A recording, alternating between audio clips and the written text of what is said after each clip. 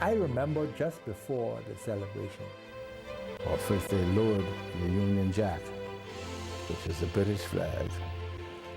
And we saw the flag came down, and the Bahamian flag came up. And the raising of the Bahamian flag. I tell you now, I feel the same way as I did that evening. 40 years have passed since the Bahamas got its current constitution, since we became an independent country, one people committed to building a nation. As we observe this anniversary, NB12 will take a look at what led us to July 10th, 1973, with the people who lived it, the remaining framers of our Constitution. We invite you to join us for our Independence Special, The Independence Story, right here on Cable 12. Happy Independence, Bahamas. Good evening, Bahamas, and thanks for joining us at MB12. Coming up tonight in news, the latest details on another audit set for the National Insurance Board as a new director is named. The Prime Minister defends a reduced payout government is set to make to mega resort Baha Mar.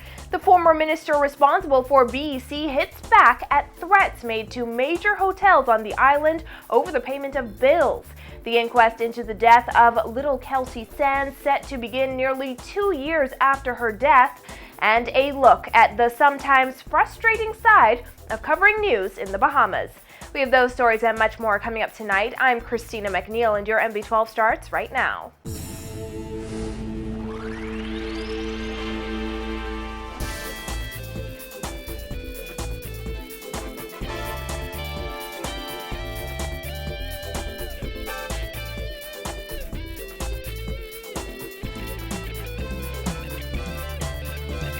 Thanks for joining us.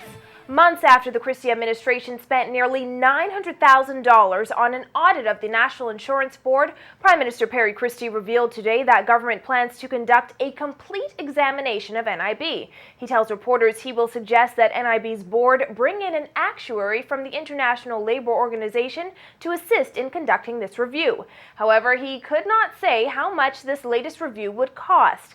This move comes as NIB's new director prepares to take her post. Fanique Toot reports.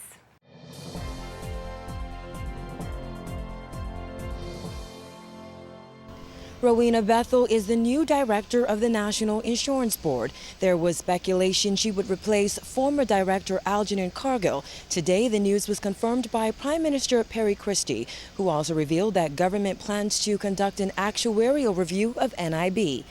Bethel's appointment comes as government prepares to conduct what the Prime Minister calls a complete examination of NIB.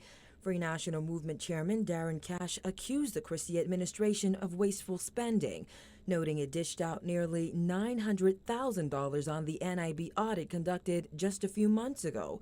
However, Christie says he feels it's needed to ensure NIB is not threatened by careless policies. I would, in fact, want to have, and this means a really complete examination of national insurance, the strategies that we've been using. You know, what's important for NIB is to recognize and have everyone recognize what it is there for, and to provide security for the contributors, and not to have the fund threatened by careless policies and the application of incorrect policies.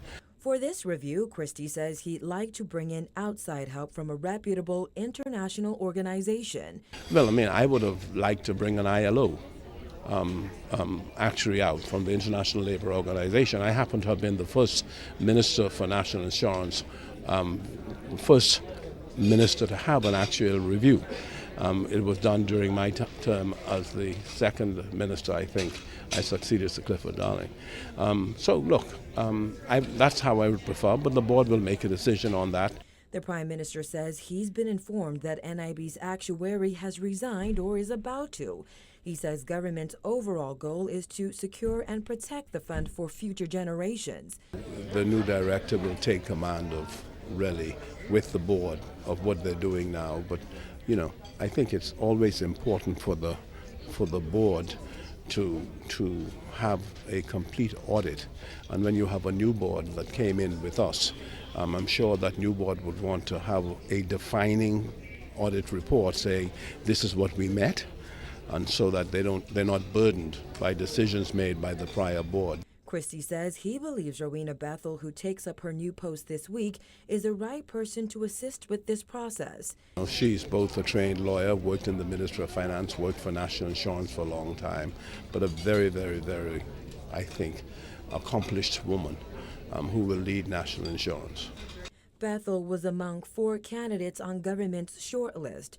Algernon Cargill, NIB's director for the past 4 years, was fired last month for alleged gross misconduct. Reporting for NB12, I'm Vonique Toot. Well, nearly a year after its appointment, the Constitutional Commission is expected to complete its report this week. The Commission's recommendations are expected to provide the basis for a constitutional referendum anticipated later this year. Prime Minister Christie, who opted at the last minute not to appear before the Commission, said today he expects officials to present him with a copy of the highly anticipated report when he returns from the CARICOM Heads of Government meeting in Trinidad this week.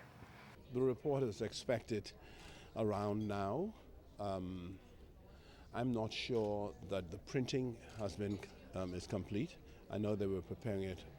The report was being written, and at the completion they were supposed to have it printed and then presented to us. So I expect it around now. In fact, I was anticipating that since I'm leaving for Trinidad tomorrow, the heads of government, CARICOM Heads of Government Conference, that I would formally be given that on my return, as opposed to having it presented to someone in my absence. The Commission was initially expected to present its recommendations to the government on or before March 31st. Since its appointment last year, it has heard from a cross-section of Bahamian society, including government officials, framers of the Constitution, politicians, religious leaders, and social activists. Christie says government will review the Commission's recommendations before the report is tabled in Parliament. It is given to the government for the government's consideration. The government would review it, take a position on it, and then go to Parliament and lay the report in Parliament. That would be the process that we would initiate, so that the Bahamian people would have a sight of it at as almost the same time that we're looking at it. The Prime Minister has been criticized by the opposition for rescheduling his appearance before the Commission before scrapping it altogether. He argued that it was not necessary because he felt as though Attorney General Alison Maynard Gibson ably represented the views of the government when she met with the Commission last month. Prime Minister Christie also denying claims that his government is reneging on its agreement with Baha Mar by reassessing the value of road works associated with the developer's $3.5 billion project. Christie telling reporters he was shocked by F&M leader Dr. Hubert Minnis's recent assertion that the government is sending the wrong message to Baha Mar by so far failing to pay more than $45 million to cover its share of the cost of the new West Bay Street. Christie admitted that this issue has posed challenges, but insisted that government must ensure it spends taxpayers' money carefully. The fact of the matter is, right, we owe an obligation to the people of this country to jealously guard the revenue of the country and to ensure that we are spending the money wisely and properly. That's all we're doing right now. We're not causing any harm or any injustice to Baha Mar. What we're doing is trying to work through the challenges that this issue has posed between us, and we are working through that challenges. Christie says he has discussed the matter with Baha Mar CEO Sarkis Merlian. He charged that Minnis, who was a minister in the Ingram administration, should be the last person to point fingers.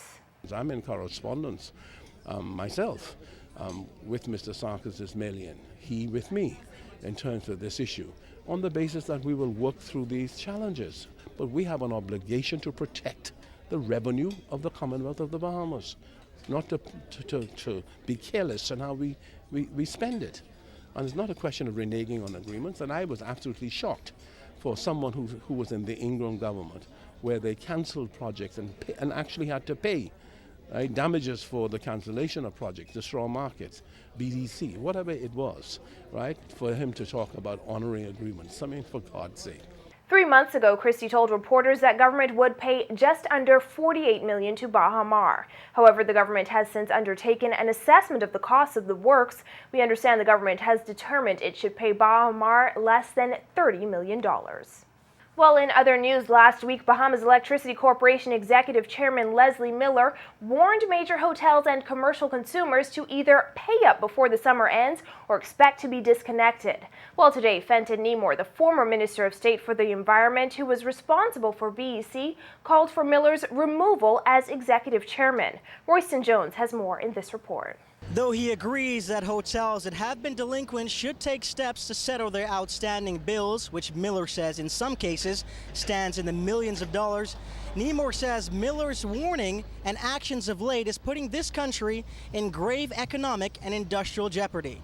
What is most concerning regarding the insanity of Mr. Miller is his latest threat to disconnect hotels and large commercial customers.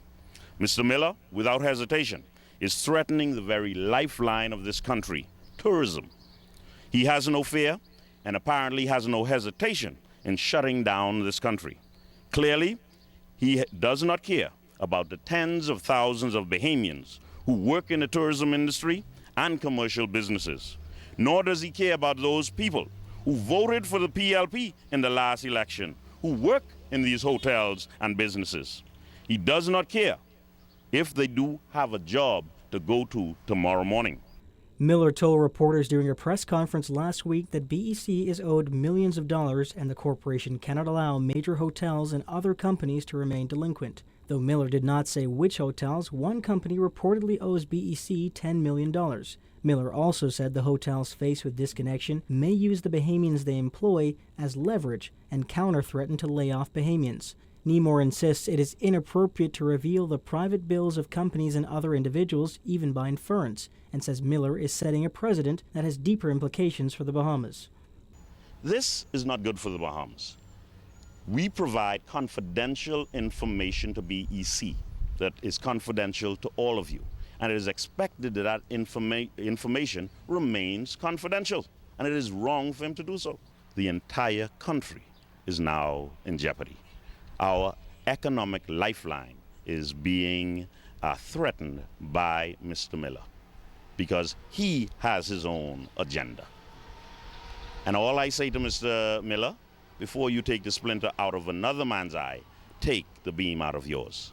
Today, Bahamas Hotel and Tourism Association President Stuart Bowe said while he's aware that some hotels have been delinquent in its BEC payments, he believes most hotels are compliant with their obligations. He says many companies have been financially challenged, and energy costs that have also posed a challenge to the hotel sector. The association is requesting BEC support in working with hotels on payment arrangements, though he agreed that every hotel has a responsibility to meet their obligation.